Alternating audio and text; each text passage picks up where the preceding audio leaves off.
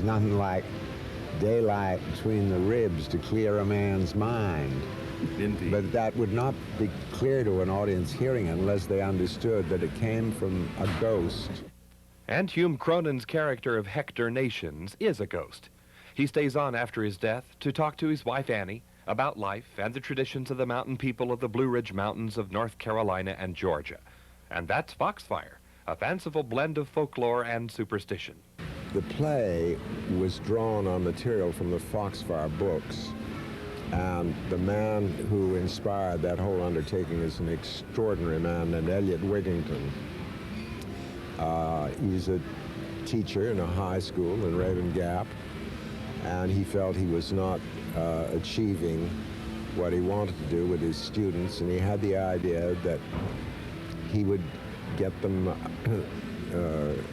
couple of tape recorders and scrounge a couple of cameras and send them up into the mountains to talk to their uncles and aunts and grandparents and cousins and so on about how it was in the old days. Hume Cronyn and his wife Jessica Tandy originated Foxfire on the stage. In fact, they've been called the first couple of the theater. They took care that on stage, some of the authentic mountain settings came with them. They were real as you could be.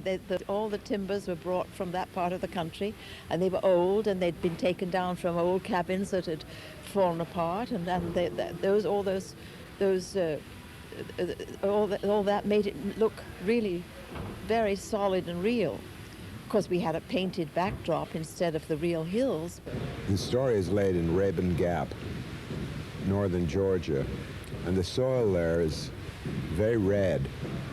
So we brought up soil from Georgia to cover the stage. Now on screen, Cronyn and Tandy were able to take Hector and Annie Nations back to the real mountain locations. But because they began shooting in early spring, they ran into an unexpected problem. What nobody realized was that those trees up in the orchard were very old, had not been well tended, not been properly pruned, and when the time came for us to move, there were no blossoms. So... Don't tell. Oh, yeah, I'm going to tell. About the advantages of working on a stage. Well, we sent... No, I'm going to tell. Of course, we sent to California and got thousands of silk apple blossoms and had to tie them on the trees to give you that orchard in full bloom. Ah, the illusion of theater. So now Foxfire comes to television at last. We knew that if Hallmark did it, it would be done properly, and it would not be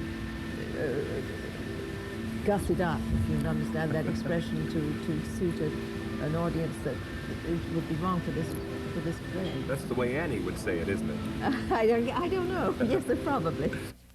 I'm John Tibbetts for KCTV5. Tell us about working in a real location now as opposed to this